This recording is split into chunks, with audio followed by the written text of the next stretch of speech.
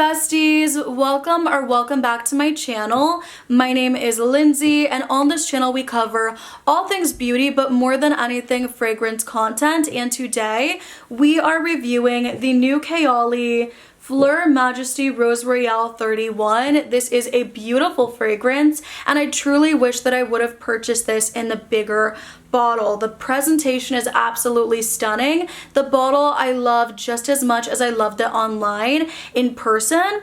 I will say that the purple on the bottom, it does look darker than what you see online. Nothing wrong with that, just want to put it out there, but I love this ombre effect. I love pinks, I love purples. I think it's so feminine, and this is definitely a case when it comes to the fragrance scent where I do believe the marketing truly matches the fragrance inside.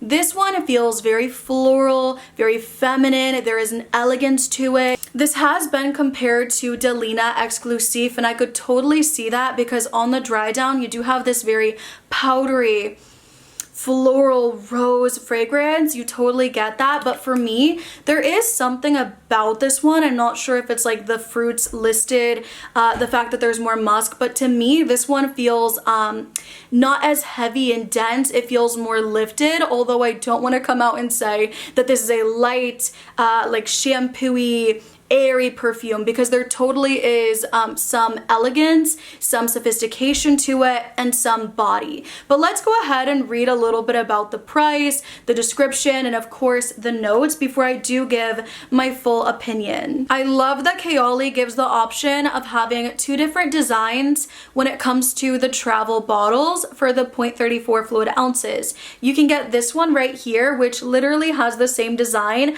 as the bigger bottles for a few more dollars. So this one is $32, or you can buy the slim travel, which is $29. I also saw that one online in a few people's videos, and I thought it looked really feminine, very luxe. So either way, whichever way you want to go about it, I just like getting these little mini replicas and having a mini collection with these bottles as well. I think they're so pretty to throw in your purse too. For the bigger bottles, the 1.7 fluid ounce is $100, and the 3.4 fluid ounce is $138. If I do purchase, which I probably will, a bigger bottle, it'll be during the Sephora sale for that $100. The fragrance family is florals. The scent type is warm florals.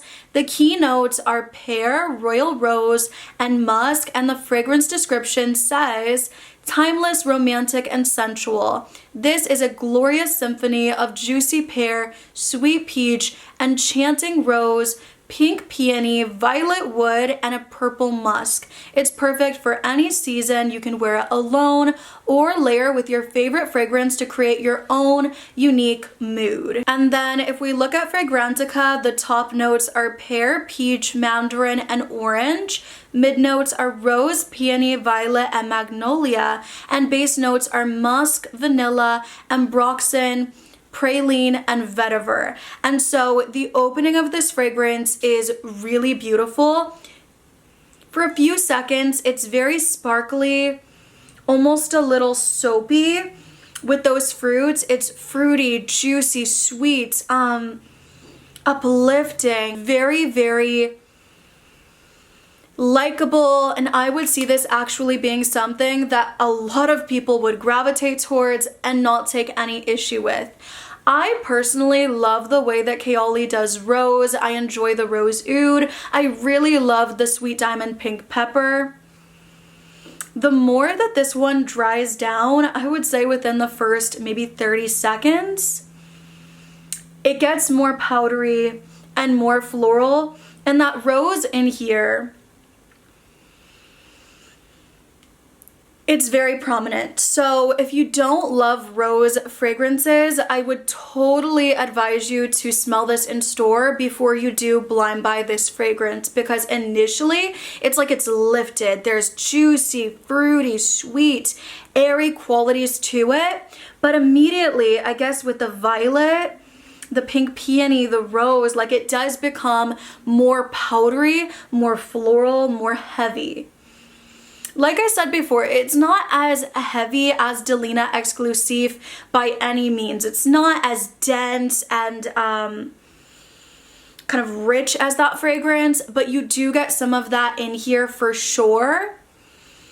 I just think the fruits in here kind of lift that up a little bit to where it's more wearable, less complex in my opinion. This one doesn't have the oud, although I could see something a little woody on the dry down, just grounding the fragrance. This one feels maybe more musky, and the fruits listed, I feel like they just like lift the fragrance a little bit more.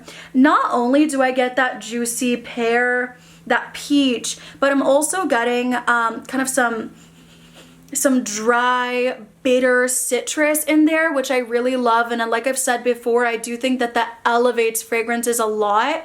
And I love the way that that's done in here. So on the dry down, it does become more mature. But like I said before, at least for me, it's not too powdery rose to where it's going to be headache inducing. For me, with the Delina Exclusive, that can tend to happen, but I do like the way that this one is done in a more kind of wearable way, and I feel like on the dry down, I get some of that praline, which I love, bit of vanilla, musk. It's a powdery, floral, feminine fragrance. I do think that there's some elegance to this. I do see this being great for brunch, great for every day even, in the spring and the summer. Like they said, year round, I think that this is a more approachable take on a fragrance like Delina Exclusive, but I do love Delina Exclusive a little bit more. I love that density, I love the rose and the vanilla, but I do get a similar scent profile, especially in that mid when the rose does come through. I love the addition of the peony though, and I really feel like I get that, making it more fresh, a little more delicate, still very sophisticated, very feminine rose. And for me, I mean, this is a fragrance that, although it's not a beast mode in the same way that I find Sweet Diamond Pink Pepper to be, I do get a nice projection from this with decent longevity too. So I'm happy about it. I think that this is a really solid release. It does remind me of a few other fragrances in my collection, but I like that this one feels, like I keep saying, more approachable, more lifted. It's more lifted. It's very powdery and floral, but I don't see this being something that's going to cause me to sneeze a bunch, something that's going to give me massive headaches. It's really easy to love, and so for that reason, I feel like this one would be better for year round. I typically reach for Delina Exclusive a little bit more in fall and winter, for example, whereas I feel like this would be perfect for year round. It does give ladies that brunch, it does give like feminine, more grown, great everyday fragrance. If you like rose, if you like feminine pink smelling scents, I could totally see you enjoying this fragrance. And again, I want to keep using this, but I do think this is something that I am going to upgrade the bottle on. The first time I applied this was in the car, and I applied a generous amount. Let me tell you, that was a mistake. That will give you a headache, okay? That will make you sneeze like crazy, but obviously as it dried down, it did settle, and I really enjoyed my scent bubble throughout the day. But yeah, I love you guys. I hope you enjoyed this video. If you've tried Fleur Majesty Rose Royale 31, I'd love to know your thoughts and opinions down below of this beauty. Very happy with it, and I love that we got a true floral feminine fragrance. I feel like a lot of the scents lately from Kayali have been very gourmand, very sweet, very playful, fun. So I loved seeing this launch. I truly did.